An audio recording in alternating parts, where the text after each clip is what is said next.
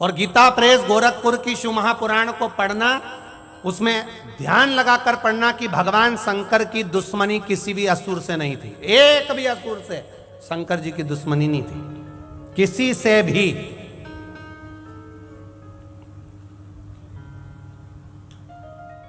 रावण से उनकी दुश्मनी नहीं, कंस से उनकी दुश्मनी नहीं, तारकासुर से उनकी दुश्मनी नहीं, त्रिपुरासुर से उनकी दुश्मनी नहीं, तारकासुर के 3 बेटे तारकाक्ष, विदुमाली, कमलाक्ष की से उनकी दुश्मनी नहीं, भस्मासुर से उनकी दुश्मनी नहीं, किसी से उनकी दुश्मनी नहीं। भस्मासुर तो शंकर भगवान का भक्त था, इतना भक्त कि शिव जी के पीछे पड़ गया। भोलेनाथ जी ने कहा क्या चाहिए तेरे को? कुछ नहीं, सेवा दे दो बस। जैसे कोई गुरु जी के पास जाए और कहे कि साहब हमको यहाँ पर क्या करना है बता। सेवा करना है, सेवा करना है, कुछ भी ले लो सेवा, जो तुम्हारा मन पड़े वो सेवा लो। शंकर जी ने कहा सेवा तुझे जो चाहिए वो ले ले। नहीं आप बताओ मेरी सेवा क्या है? शंकर भगवान ने कहा ऐसा करा कर, रोज मेरे लिए चिता की भस्म लाके दिया कर और मैं शरीर पे लगाऊंगा, बस इतनी सेवा तेरी है। अब वो भस्मासुर चिता की भस्म लेकर आ जाता, शिव जी को दे देता।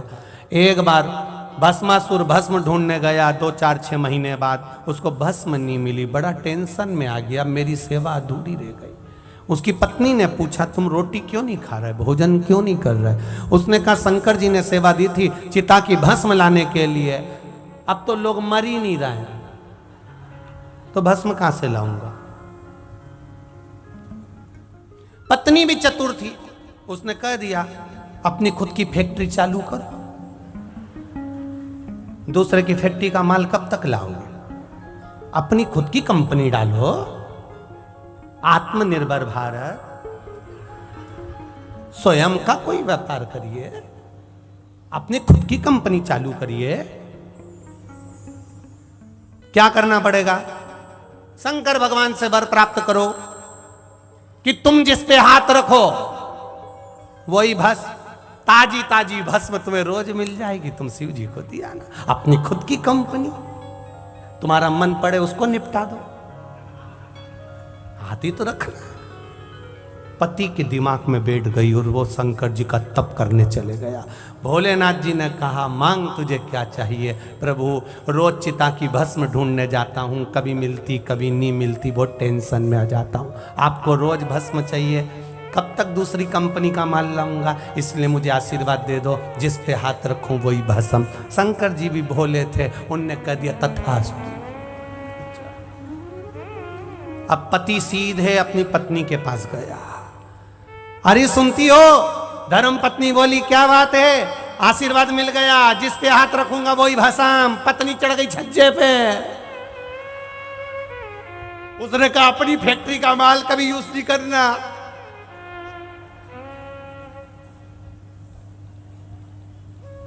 जिसकी खुद की किराने की दुकान होती है वो अपना बरनी को खोलकर उसमें से टॉफी कभी नहीं खाता, दूसरे की दुकान में जाके खाता। तो उसने सोचा ये अपने को निपटा देगा, तो ऊपर चढ़ गई वो। अब ऊपर चढ़ के क्या बोली? आशीर्वाद मिल गया, हाओ जिस पे हाथ रखूंगा वो भस्म। किसी पे प्रैक्टिकल करके देखा? शंकर जी पे 1% भी विश्वास मत करना, वो कभी भी आशीर्वाद पूरा नहीं देते। अच्छा हाँ, प्रैक्टिकल करके देख लो, किस पे हाथ रखूं तू बता। जिसने आशीर्वाद दिया उसी के पास चले जा। अगर उनने सही दिया होगा तो मालूम पड़ जाएगा, और नहीं दिया होगा तो मालूम पड़ जाएगा। बस चले गया। हर हर महादेव। भोलेनाथ जी ने पूछा यहाँ काहे को आ गया? प्रैक्टिकल करना है। कैसा प्रैक्टिकल? तुम्हारे ऊपर हाथ रखना। पास में बैठी थी पार्वती जी, सबसे पीछे भाग गई पीछे। जिस दिन से शंकर जी के पास भस्मासुर आया उस दिन से पार्वती पीछे हो गई। किसी भी शंकर जी के मंदिर में जाकर देख लेना, शंकर जी यहाँ बैठे मिलेंगे, पार्वती पीछे हाथ जोड़ के बैठी मिलेंगे। इन्हीं से मिलो। पार्वती हमेशा हाथ जोड़ के ये कहते हमसे हमारे पास आना ही मत, इनसे भिड़ लो जो कुछ कर। आराम से ऊपर बैठी पीछे साइड में। जाओ तुम इनसे। शंकर भगवान ने मन में सोचा, तेरे को ये अक्ल कौन ने दी रे? तो भस्मासुर बोला, सबसे ज्यादा चतुर है एक ही है।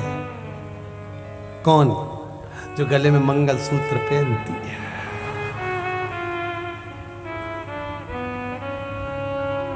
वो खुद का मंगल करती, बाकी का सबका अमंगल कर देती। वो बड़ी विचित्र है। अच्छा, हाँ, उसी ने कहा है। प्रैक्टिकल तो करूंगा।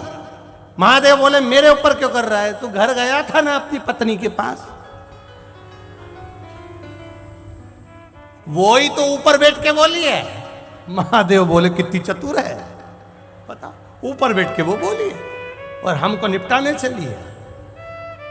महादेव बोले, मेरे ऊपर हाथ नहीं रख सकते।